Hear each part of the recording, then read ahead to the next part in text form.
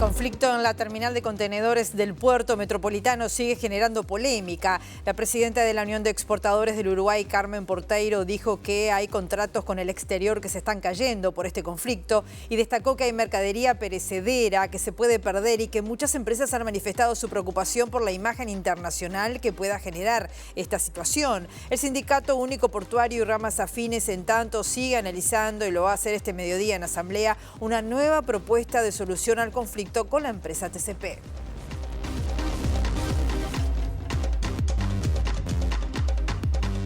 ¿Qué tal? ¿Cómo están? Bienvenidas, bienvenidos a MBD Noticias. Comenzamos con la información con 24 grados a esta hora aquí en Montevideo, en la capital, en una jornada donde vamos a seguir con el cielo nuboso, algo nuboso, los vientos soplando del noreste entre 20 a 40 kilómetros por hora, con rachas que pueden llegar a 50 kilómetros por hora, dice Inomet, que ubica la máxima temperatura prevista para hoy en 26 grados. Estamos viendo las cámaras del Centro de Gestión y Movilidad de la Intendencia de Montevideo, Avenida Italia, en la senda lateral al túnel hacia el centro entre Garibaldi y Albo hasta las 16 va a estar cortado allí por tareas de hormigonado. En Salto entre Durazno e Isla de Flores hasta mañana 22 de octubre habrá trabajos de OCE. Y en Juan Antonio Rodríguez entre José Enrique Rodó y Chaná, allí también hasta la hora 17 habrá hoy un corte por tareas de carga y descarga.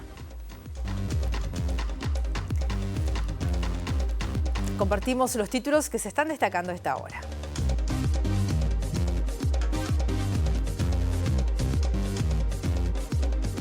El embajador de Noruega en Argentina concurrente en Uruguay, Halvor Sætre, dijo a MBD Noticias que el libre comercio en el mundo está bajo mucha presión y el acuerdo entre el EFTA y el Mercosur da una señal de que existe otra visión respecto al tema. El senador Javier García del Partido Nacional cuestionó el proyecto de presupuesto del Poder Ejecutivo porque a su juicio implica la creación de más burocracias y no cuenta con ninguna herramienta para lograr que el gasto público sea eficiente. El senador Pedro Bordaberry del Partido Colorado adelantó que en la discusión presupuestal en la Cámara Alta propondrá la creación de mecanismos de medición de los resultados de las políticas para mejorar la eficiencia del gasto y corregir posibles falencias. El gobierno presentó el plan de trabajo hacia la Biblioteca Nacional del Futuro con autoridades del Ministerio de Educación y Cultura, de la OPP y el presidente de la República, Yamandu Orsi. Se estima que la Biblioteca Nacional, cerrada desde mayo, pueda volver a abrir sus puertas antes de fin de año. El ministro de Economía y Finanzas, Gabriel Odone, aseguró que la inversión en obra pública iniciada en este quinquenio ascenderá a los 3.300 millones de dólares. El expresidente de Francia, Nicolas Sarkozy, ingresó este martes en la prisión de la Santé, en París, para cumplir 5 años de pena en un hecho inédito para un ex jefe de Estado de la Unión Europea.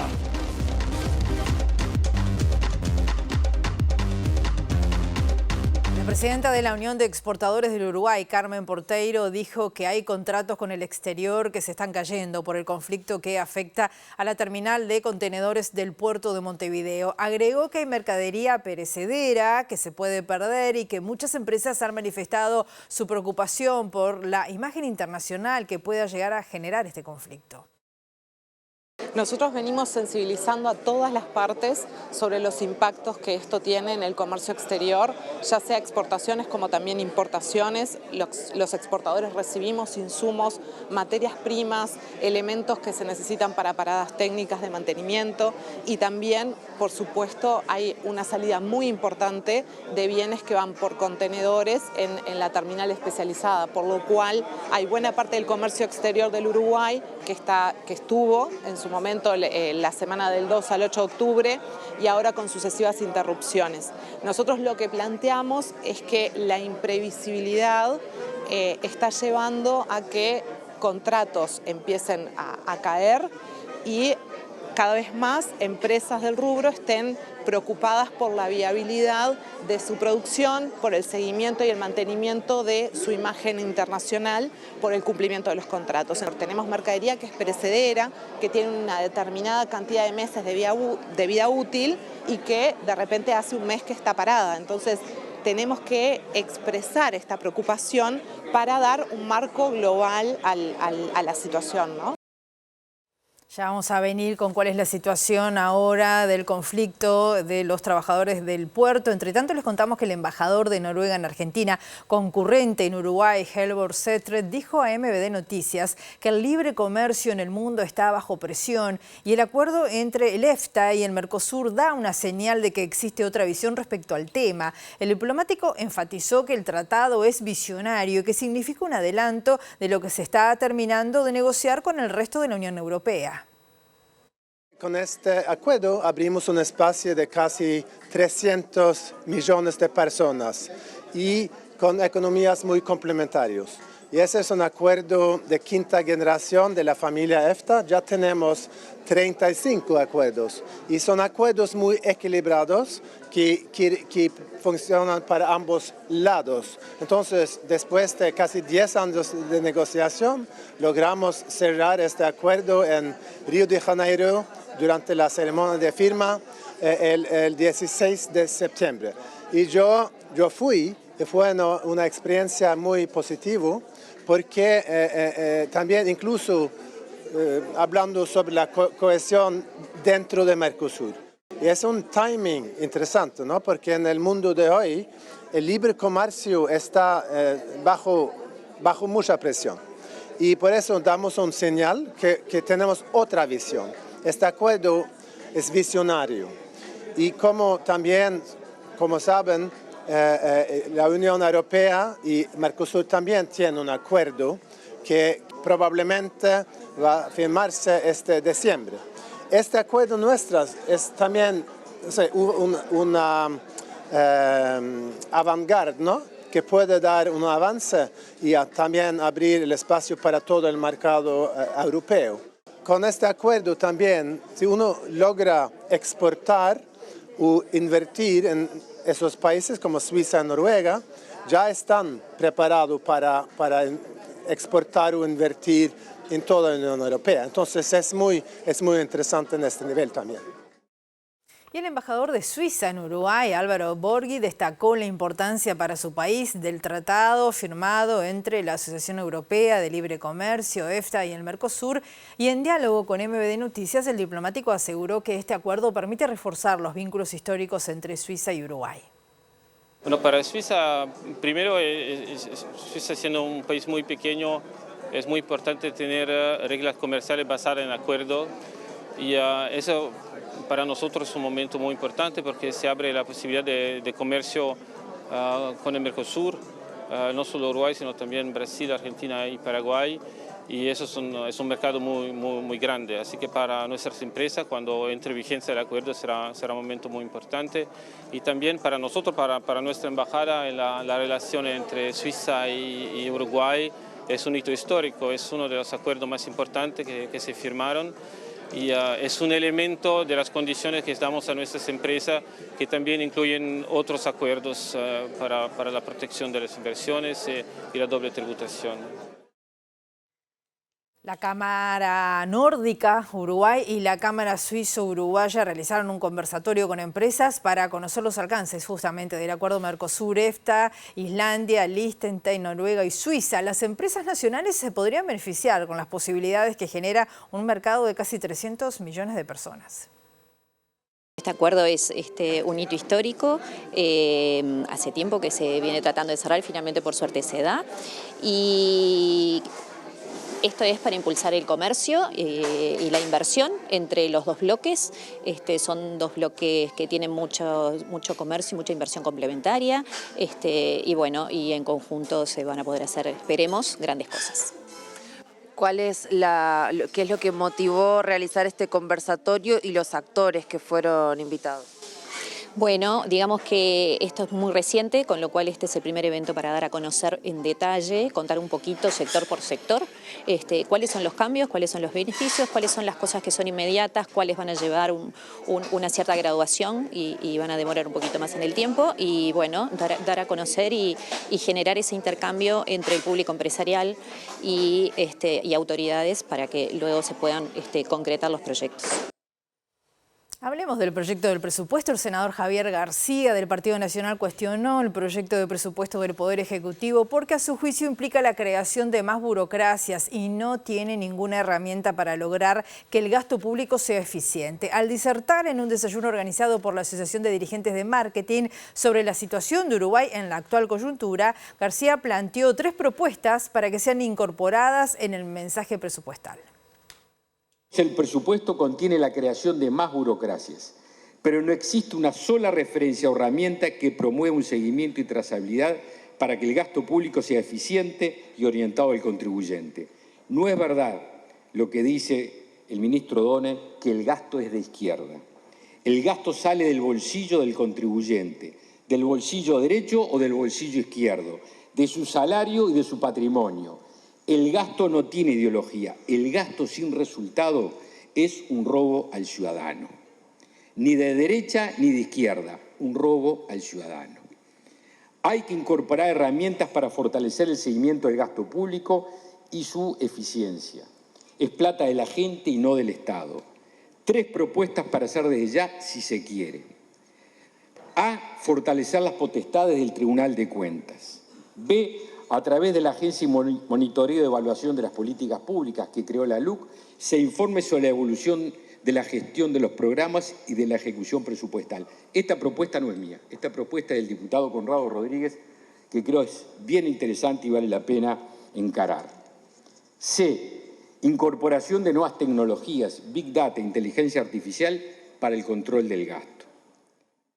El senador Pedro Bordaberry del Partido Colorado adelantó que en la discusión presupuestal en la Cámara Alta va a proponer la creación de mecanismos de medición de los resultados de las políticas para mejorar la eficiencia del gasto y corregir así posibles falencias. Explicó que la iniciativa implicaría la instalación de una unidad especializada en la órbita del Tribunal de Cuentas y enfatizó además que el país tiene que atacar el déficit fiscal y de esa forma resguardarse de una coyuntura internacional que amenaza la economía. No somos viables si seguimos con este déficit fiscal, estamos gastando con la tarjeta de crédito pagando los mínimos, sepámoslo todos, algo tenemos que hacer.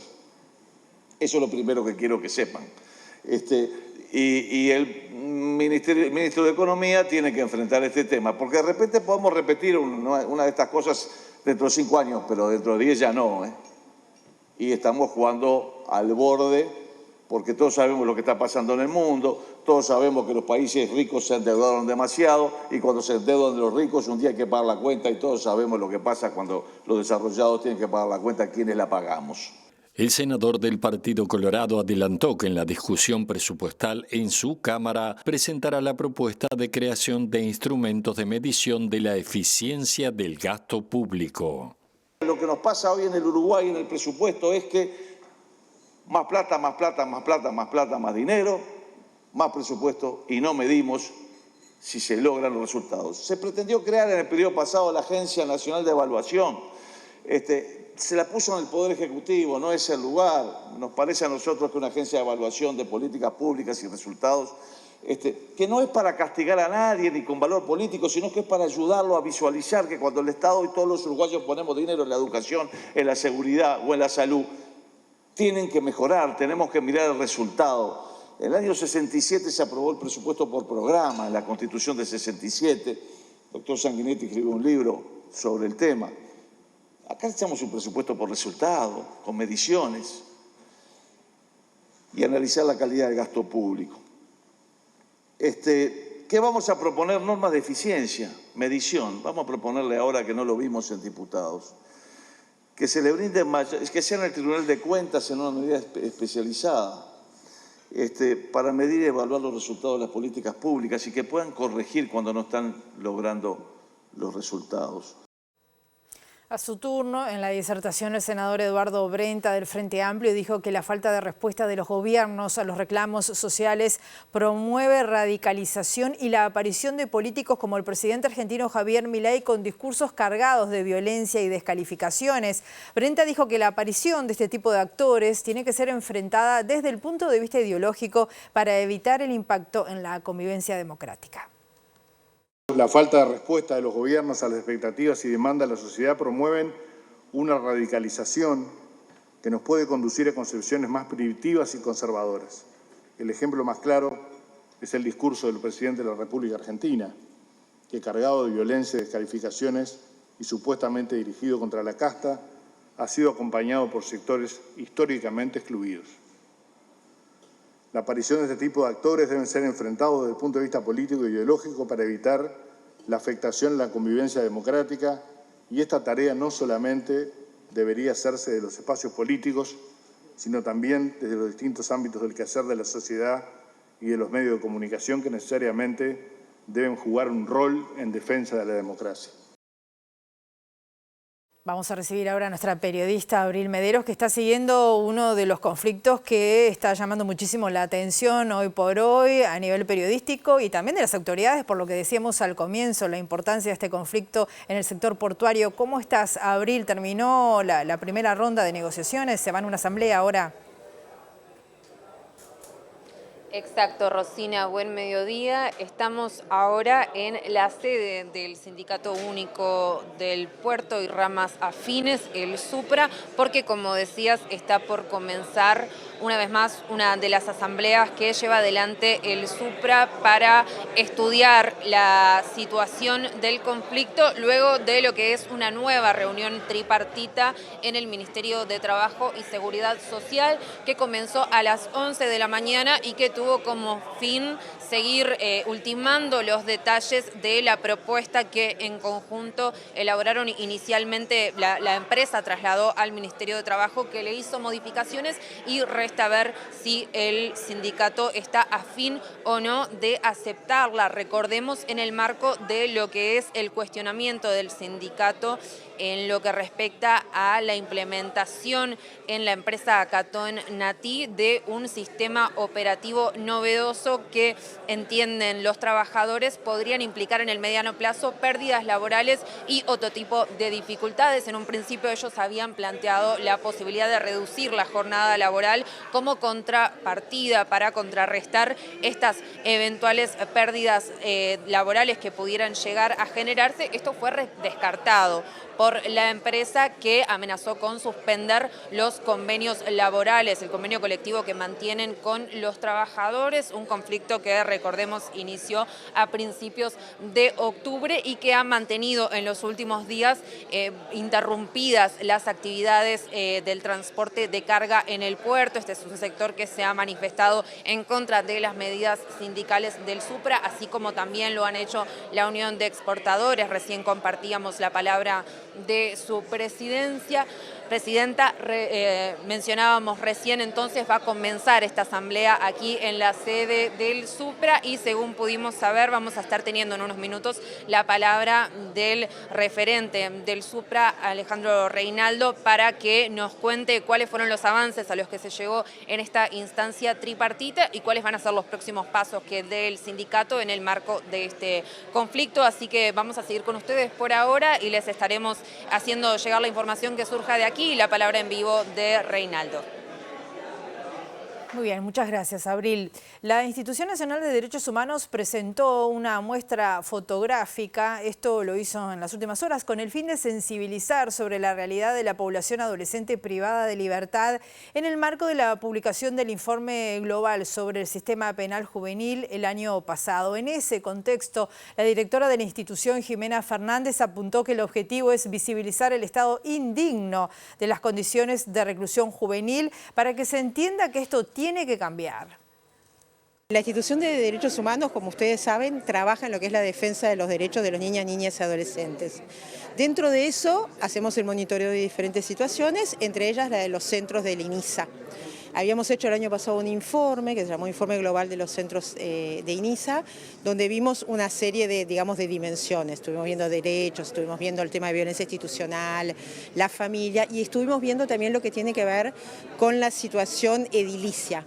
Estamos hablando de centros que están vetustos ya, pero además que están pensados, que era lo que decía, desde una perspectiva o de un paradigma que es más el de, por decirlo vulgarmente, el de cárcel, ¿de acuerdo? Cuando en realidad, cuando estamos hablando del sistema penal juvenil, tenemos que hablar más desde lo socioeducativo. Tienen que ser diferentes, además tienen que ser dignos. Lo que nosotros vimos es que realmente la infraestructura, en términos generales, hoy en día es indigna. Y lo indigno no sirve ni para reinsertar, ni para reeducar, ni para... Entonces, por eso tiene que cambiar. En otro orden, Fernández se refirió al avance del proyecto que busca crear un comisionado parlamentario para infancias y adolescencias, aprobado en comisión la semana pasada y que había recibido cuestionamientos por parte de la institución. No es tanto confrontación, es terminar de encontrar cuál es el modelo. Desde nuestro punto de vista, la institución... digamos, ya tiene las prerrogativas para ser de comisionado de la infancia y de hecho en varias de las áreas ya lo hace, ¿de acuerdo? Pero partimos de que es muy bueno que desde el Parlamento se haga un planteo sobre la necesidad de poner arriba de la agenda y priorizar el tema de la infancia. Entonces apostamos al diálogo, apostamos a que seguramente una solución vamos a encontrar. Nosotros la infancia la tratamos desde todos los diferentes, la tratamos desde la Defensoría con las denuncias que nos llegan, la tratamos del sistema de monitoreo de discapacidad con lo que es todo lo que es la infancia en situación de discapacidad. Lo tratamos desde el MNP, lo tratamos desde el área de educación, desde todas las áreas. Entonces, ahí hay que asegurarse de que no haya, sea cual sea la figura que termine tomando, esté aquí o no, de que no nos superpongamos a hacer los dos lo mismo. Presentó el plan de trabajo hacia la Biblioteca Nacional del Futuro con autoridades del Ministerio de Educación y Cultura, la OPP y el presidente de la República, Yamandú Orsi. Se estima que la Biblioteca Nacional, cerrada desde mayo, puede volver a abrir sus puertas antes de fin de año. La Biblioteca Nacional nació antes que el Estado, por lo tanto cobra una relevancia fundamental. El equipo está integrado por Rocío y por Gabriel Calderón, como dije recién, en coordinación con el ministro y con el director de la OPP. Tendrá, por supuesto, los apoyos y los aportes de otra gente, como Pablo Casacuberta, y tenemos como objetivo, y tiene este equipo el objetivo central de restablecer los servicios, de generar un nuevo modelo de biblioteca en marco de un proyecto real de innovación. Hoy toma forma un equipo que va a hacer tres cosas en lo inmediato. Primero, ayudar a la Biblioteca Nacional y el compromiso que se ha puesto el gobierno en restablecer los servicios que la biblioteca suspendió en mayo. Estamos trabajando fuertemente en eso para antes de fin de año hacerlo. Lo segundo es elaborar en paralelo un nuevo modelo de gestión de la Biblioteca del Futuro que responda a las exigencias y los desafíos del presente y del futuro. Y lo segundo es que a partir de diciembre ese modelo se ponga en conversación con todas las instituciones, personas, artistas, investigadores, académicos, que justamente desde mayo se han sentido llamados, alarmados, y muchos de ellos han venido y han ofrecido sus ideas y su pensamiento. Estamos hablando de la salida de la crisis de la Biblioteca Nacional y no solo eso, estamos repensando la Biblioteca Nacional. Estamos diciendo, bueno, vamos a restablecer los servicios, pero además vamos a trabajar por un modelo superador que actualice la Biblioteca Nacional al tiempo en que vivimos, a la era del conocimiento. Y eso no es nada menor, ¿sí? Sobre la ley de presupuesto, nosotros estuvimos trabajando la ley de presupuesto, hay un incremento del 40% del presupuesto para la Biblioteca Nacional y en el rubro cero, a lo que vos referís a los funcionarios, los llamados van a empezar a salir a partir de que la ley se apruebe y a partir del año que viene. Y el ministro de Educación y Cultura, José Carlos Maía, dijo que el presupuesto asignado para la biblioteca es del 40% más alto que el anterior y destacó que la rehabilitación del organismo lleva un atraso de décadas y no se puede completar en 5 años. En otro orden, el ministro manifestó su preocupación por las situaciones de violencia que se vienen registrando en varios centros educativos. Las respuestas tienen que tener un equilibrio. Y el equilibrio está en, por un lado, que no perdamos la sensibilidad como sociedad cuando pasan estas cosas, al tiempo que sabemos que afecta a las familias la discontinuidad de la escuela abierta o el liceo abierto o la UTU abierta. ADEMU Montevideo el pasado viernes nos decía que estaban trabajando en diferentes propuestas porque ellos por protocolo ya tienen establecido que cuando un maestro es agredido realizan el paro, pero se podía llegar a después de recibir diferentes propuestas a tomar otras medidas. ¿Cómo se está trabajando en ello? ¿Le consta a usted? ¿Se puede llegar a eso? Bueno, en eso está trabajando ANEP, los consejos de primaria, de UTU y de secundaria.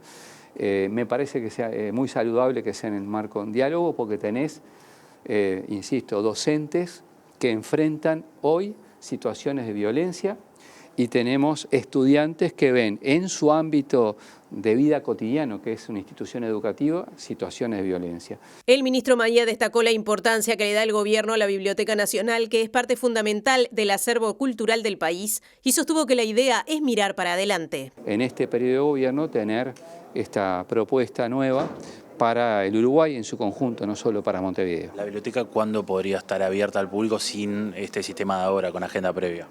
Bueno, la idea es que esté a fin de año esto resuelto y a su vez comenzar en diálogo con la ANEP, la nueva participación de niñas y niños, que es la enorme mayoría de usuarios de la Biblioteca Nacional, a partir de la rehabilitación de una sala infantil que estuvo 5 años cerrada y que este gobierno va a reabrir.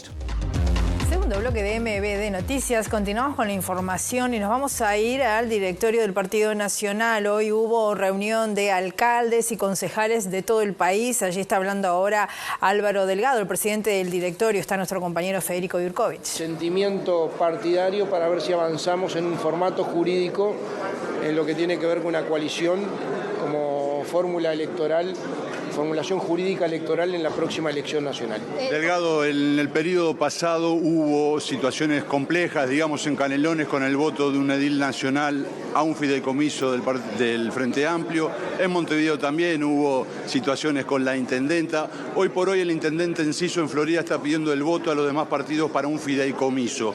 ¿Cómo se manejan las tensiones en 3 niveles de gobiernos con partidos cruzados? Y se administran, ¿no? En función de realidades diferentes, si tenés o no mayorías departamentales. Cuando no las tenés, obviamente se buscan conseguir los votos en la Junta Departamental y se pone a negociar cuáles son las obras en los fideicomisos. En Canelones, el otro día hubo reunión con los ediles del Partido Nacional, con varios sectores del Partido Nacional. No nos olvidemos que el Partido Nacional tiene 14 alcaldes, ¿no? Y gran parte de las obras del fideicomiso van para los municipios. Usted había marcado preocupación, ahora recién hablando por el tema de un anuncio que le había tocado realizar a usted cuando era en gobierno, el tema del saneamiento para varias localidades, y usted detalló que este gobierno no le estaría dando continuidad. ¿Cuál era su situación? Bueno, estamos averiguando porque los datos que tenemos, en caso de confirmarse, sería un retroceso. Sería un retroceso para el interior del país, para 195.000 uruguayos que perderían la igualdad de oportunidades, que tenían la posibilidad de tener saneamiento en el interior y no lo tienen.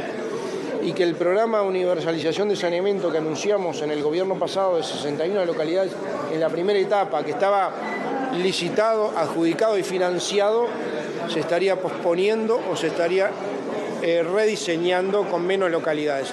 Nos preocupan, vamos a estar atentos a este tema y obviamente vamos a dar la batalla política para que se cumpla no solo con lo que se firmó, con lo que se acordó, sino con lo que es de justicia para el interior del país y porque además, una vez más en este tema, como pasó con los impuestos que decían que no iban a poner y ahora hay 5 impuestos nuevos, en este tema, ante la campaña electoral estaban todos de acuerdo. Una nueva discusión parlamentaria ahora en el Senado en lo que refiere al tema del presupuesto. ¿Mantuvo algún contacto con los senadores? ¿Cómo va a seguir este tema? Sí, estuve con el presidente de la agrupación parlamentaria, con algunos legisladores. Ayer estuvieron reunidos senadores y diputados haciendo el traspaso de información. Está claro que si no involucramos en cualquier negociación y no se respeta lo acordado en diputados, corremos el riesgo que esto vaya a la Asamblea General.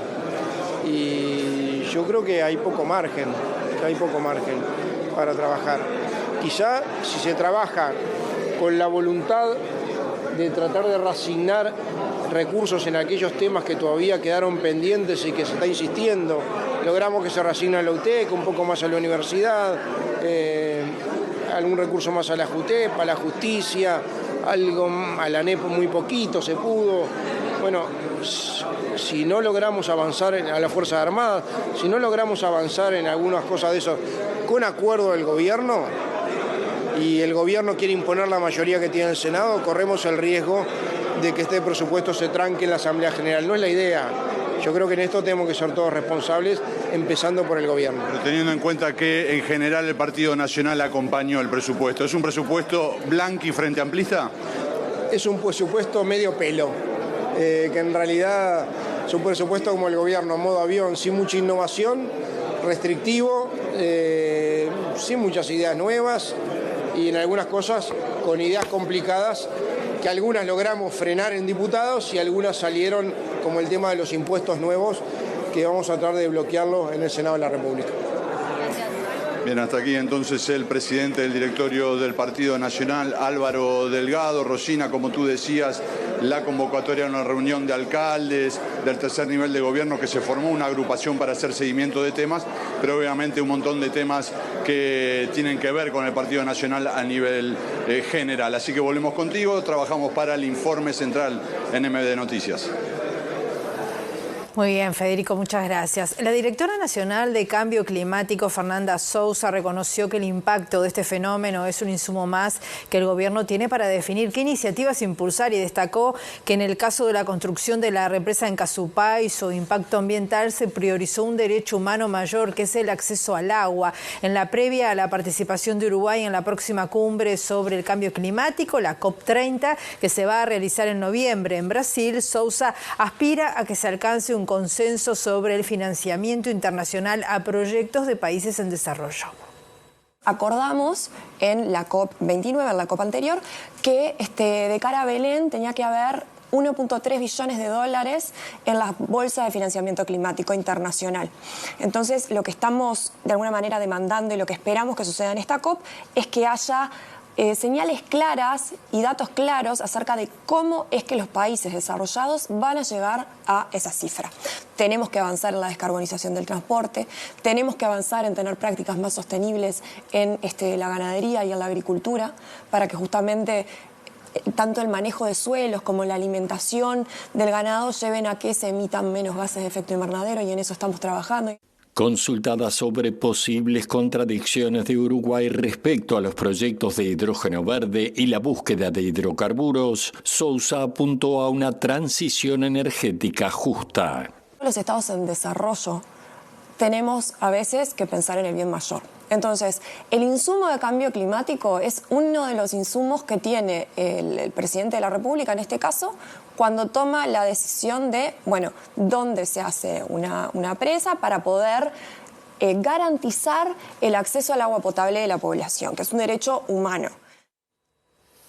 El vicepresidente de OCE, Guillermo Caraballo, destacó que el agua potable que se está proporcionando a la población en todo el país cumple con los estándares de calidad establecidos y no tiene ningún riesgo para la salud. El jerarca dijo que actualmente el agua contiene 10 miligramos por litro de arsénico, lo que ha bajado desde 50 miligramos por litro que había en 2011, y destacó que de ser necesario se cuenta con un préstamo de 30 millones de dólares para asegurar más la calidad del agua. La OCE está cumpliendo cuando hace abastecimiento del agua potable en la cantidad y también en la calidad. Y que la calidad del agua potable que OCE suministra a la población cumple con todas las normativas del Ministerio de Salud Pública y por tanto no trae aparejado ningún daño a la salud de las personas. La normativa que tiene Uruguay tenía previsto un nivel anterior, estamos hablando del 2011, de 50 miligramos por litro de arsénico, 20 después, en este momento estamos en 10 y esto va a continuar por un tiempo más. Y en aquellas obras que sea necesario incorporar inversión para que se contemple la normativa, OCE tiene un préstamo de 30 millones de dólares para poder hacerlo. Me parece que es importante transmitirle a la población tranquilidad, que el agua que consume de OCE no tiene ningún problema aparejado para la salud de las personas. Esto es clave. Todos sabemos que en 2023 OCE tuvo un conflicto con lo que se conoció como la crisis hídrica, ¿no? Eso generó una debilidad desde el punto de vista institucional de la empresa pública, porque la gente consulta si se puede consumir. Y esto lo quiero aclarar en esta breve intervención, porque la gente es sensible a esta información y me parece que es bueno reiterarlo. El agua que OCE está suministrando cumple con la normativa vigente, cumple con la normativa del Ministerio de Salud Pública y por tanto no hay ningún tipo de problemas para el consumo de las personas. Último bloque de MBD Noticias, continuamos con la información. Nos vamos a la explanada municipal, están pasando cosas importantes, se están presentando 50 nuevas unidades de transporte colectivo eléctricas. Está Eduardo Delgado allí. ¿Cómo estás, Eduardo? Bienvenido, buen mediodía. Un gusto saludarte, Rosina. Así es, Montevideo, el transporte público de Montevideo en general suma 50 ómnibus eléctricos, en este caso de la empresa CUTSA. Hubo una actividad presentando estas unidades. En ese sentido, el intendente de Montevideo, Mario Vergara, lo consideró un paso más en que la ciudad tenga un sistema de transporte más sostenible, más inteligente y que mejore la calidad de vida de los ciudadanos. Vemos y escuchamos parte de lo que dijo el intendente de Montevideo. Lo que está sucediendo hoy, esta presentación de estas 50 unidades de la empresa CUTSA, es totalmente consistente con la estrategia que está planteada desde el gobierno departamental, totalmente consistente con avanzar en esa dirección de sustentabilidad y modernidad, y ni que hablar que es algo que la Intendencia de Montevideo va a seguir apoyando de parte de todas las empresas de transporte de la capital. Esto lo ha hecho en todo un proceso que nos antecedió, por supuesto, nosotros en esto somos tributarios de un proceso saludable que ha avanzado, que avanza al ritmo criterioso, porque el avance tecnológico en estos temas es tan rápido que apresurarse en esto también tiene un costo, y creo que las empresas han analizado correctamente el ritmo al cual esto tiene que ir avanzando para ir incorporando mejorías, ir incorporando tecnología, pero también entendiendo que esa tecnología sigue cambiando rápidamente y que seguramente las unidades que vendrán el año que viene o el otro van a ser incluso con características más modernas, con baterías que se cargan más rápido, sí, es casi como cuando uno cambia el teléfono celular, ¿verdad? No hay que apurarse a cambiar rápidamente todo, porque el próximo modelo tiene un cargador distinto, una batería distinta, una pantalla distinta. Juan Salgado, el presidente de CUTSA, dijo que esta empresa está cumpliendo con el objetivo planteado en 2022 de que el 25% de su flota en el año 2025 sea eléctrica. Dijo que este paso de estas 50 unidades es el penúltimo justamente para lograr ese objetivo que mejora la calidad de vida de la gente y también del ambiente en general. Agregó en general sobre el sector del transporte que las empresas tienen un fuerte compromiso en la mejora de la gestión. Como dato de esto, señaló que la flota en general tiene solo una antigüedad de 7 años, algo que es histórico, que nunca se había dado a nivel del departamento, de la capital de la ciudad. Pero sin embargo hay una luz amarilla que se enciende en este 2025 y es que perdieron el 3% del mercado. En ese sentido dijo que el principal problema a resolver es el de los tiempos de traslado. De esto habló el presidente de CUTSA. El transporte no está dando con la mejor herramienta, con las mejores condiciones, con todas las ganas, no está dando la solución que reclama la gente por sobre todas las cosas, que es bajar los tiempos entre origen y destino de los viajes, hacerlo más rápidos y más seguros. Yo estoy seguro que estamos trabajando en eso y estoy seguro que con esta administración vamos a estar de alguna manera, con todo el sentido común que todos tenemos, vamos a estar trabajando para mejorar estas y otras situaciones. Salgado mencionó que las unidades de Kutza incorporan la grabación de video al botón de pánico que pueden activar los conductores en casos de posibles rapiñas. El botón de pánico no solamente va a permitir el sonido y escuchar a la mesa de radio para que actúe de acuerdo a los protocolos, sino que además va a tener la cámara y va a estar viendo en vivo lo que está pasando arriba de la unidad para poder ayudar de mejor manera al conductor o a los pasajeros si fuera necesario. Este es un avance realmente también muy importante que lo tiene que traer la tecnología. Como escuchábamos a Salgado, parte de los anuncios que hizo fue de los cambios en el botón de pánico del que pueden hacer uso los conductores de Kutza, que al sonido suman, al audio suman ahora también el video como una garantía de mayor seguridad tanto para los propios trabajadores como para las personas que viajan en las unidades de transporte. Por otro lado, el director del Departamento de Movilidad, estamos hablando de Germán Benítez, dijo que el próximo fin de semana se normalizará el control de espirometrías por parte de funcionarios de la comuna capitalina. El jerarca dijo que los 3 últimos fines de semana se realizaron más de 400 espirometrías, todas a cargo de la Policía de Tránsito. Son algunos inspectores, es un pequeño grupo de inspectores, no es generalizado y no es como consecuencia del recorte de horas, sino como una medida de protesta ante el recorte de horas de los inspectores. Ellos tomaron la definición de no hacer espirometrías, nosotros se lo derivamos a la policía. En los 3 fines de semana que van, desde que este grupito ha implementado esta medida, se han realizado casi 400 espirometrías, o sea, la Policía de Tránsito está realizando espirometrías. Lo que nosotros entendemos es que ya estamos en un proceso de entendimiento con este equipo y que ya el próximo fin de semana se va a normalizar la situación respecto a los inspectores de tránsito realizando las espirometrías. Benítez destacó que el objetivo principal de las acciones de control del tránsito, como el respeto de la senda solo bus, es disminuir entre 10 y 20% el tiempo de traslado de pasajeros en el transporte público. Nosotros estamos evaluando la necesidad en la medida de lo que se había estimado en su momento de mejora de minutos, que estamos hablando de mejoras entre un 10, un 20% en los tiempos de viaje. Entonces entendemos que podemos mejorar la calidad del servicio y además mejorar la seguridad, porque lo que me preguntaba tu compañera, tu colega de ómnibus invadiendo la senda de los autos cuando no es necesario, de vehículos estacionados incorrectamente, también perjudica la seguridad vial y nosotros eso lo queremos atacar en principio con esta medida. Hay cientos de unidades que ya tienen las nuevas boleteras. ¿Hay previsto cuándo empiecen a funcionar con las nuevas posibilidades que dan? Nosotros hay un cronograma de instalación. Nosotros queremos priorizar primero que se culmine con el proceso de instalación para luego definir funcionalidades nuevas en la forma como se cobra el boleto. Es un proceso que está previsto por normativa para el 31 de diciembre, que culmina el 31 de diciembre.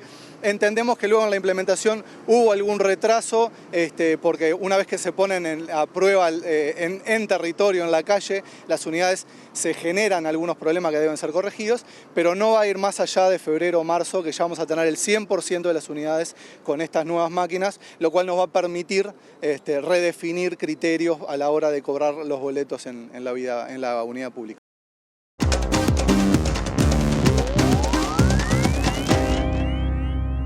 El expresidente de Francia, Nicolas Sarkozy, ingresó este martes en la prisión de Les Santé en París para cumplir 5 años de pena, en un hecho inédito para un ex jefe de Estado de la Unión Europea. La decisión se concretó casi un mes después de su condena por asociación ilícita en el caso de la financiación del gobierno libio de Gaddafi a su campaña en el año 2007. J'assumerai mes responsabilités. Je déférerai aux convocations de la justice. El exmandatario que defiende su inocencia ingresó en la cárcel parisina de La Santé para cumplir una pena de prisión por asociación ilícita impuesta por un tribunal de París en septiembre, convirtiéndose en el primer ex jefe de Estado francés entre rejas desde el final de la Segunda Guerra Mundial. Sarkozy habló de un escándalo judicial antes de entrar en prisión para cumplir una pena de 5 años, afirmando en las redes sociales que hoy están encerrando a un inocente y que la verdad triunfará, pero que el precio a pagar habrá sido abrumador. En concreto, el exmandatario fue condenado por permitir que allegados suyos se acercaran a la Libia de Muammar Gaddafi, fallecido en 2011, para obtener fondos para financiar ilegalmente la campaña de 2007 que le llevó a la presidencia de su país. Según sus abogados, Sarkozy estará en prisión pase lo que pase y permanecerá entre 3 semanas y un mes en referencia a la solicitud de libertad condicional que presentará rápidamente y, de ser favorable, el exmandatario afrontaría en libertad el juicio de apelación previsto en principio para marzo. Esta condena no es la primera contra el líder conservador, que ya aportó una tobillera electrónica a inicios de año y suma otras 2 por corrupción, tráfico de influencias y financiación ilegal de campaña en 2012, así como otras causas abiertas. Nos vamos, volvemos a las 18:30. Que pasen bien, hasta luego.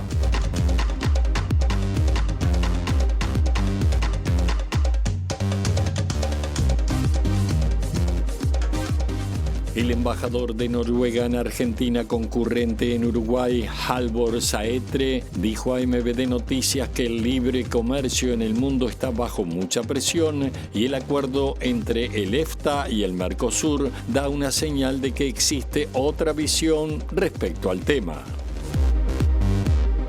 El senador Javier García del Partido Nacional cuestionó el proyecto de presupuesto del Poder Ejecutivo porque a su juicio implica la creación de más burocracias y no cuenta con ninguna herramienta para lograr que el gasto público sea eficiente. El senador Pedro Bordaberry del Partido Colorado adelantó que en la discusión presupuestal en la Cámara Alta propondrá la creación de mecanismos de medición de los resultados de las políticas para mejorar la eficiencia del gasto y corregir posibles falencias. El gobierno presentó el plan de trabajo hacia la Biblioteca Nacional del Futuro con autoridades del Ministerio de Educación y Cultura, de la OPP y el presidente de la República, Yamandu Orsi. Se estima que la Biblioteca Nacional, cerrada desde mayo, pueda volver a abrir sus puertas antes de fin de año. El ministro de Economía y Finanzas, Gabriel Odone, aseguró que la inversión en obra pública iniciada en este quinquenio ascenderá a los 3.300 millones de dólares. El expresidente de Francia, Nicolas Sarkozy, ingresó este martes en la prisión de la Santé, en París, para cumplir 5 años de pena en un hecho inédito para un ex jefe de Estado de la Unión Europea. El conflicto en la terminal de contenedores del puerto metropolitano sigue generando polémica. La presidenta de la Unión de Exportadores del Uruguay, Carmen Porteiro, dijo que hay contratos con el exterior que se están cayendo por este conflicto y destacó que hay mercadería perecedera que se puede perder y que muchas empresas han manifestado su preocupación por la imagen internacional que pueda generar este conflicto. El Sindicato Único Portuario y ramas afines, en tanto, analiza desde este mediodía en asamblea una nueva propuesta de solución al conflicto con la empresa Terminal Cuenca del Plata.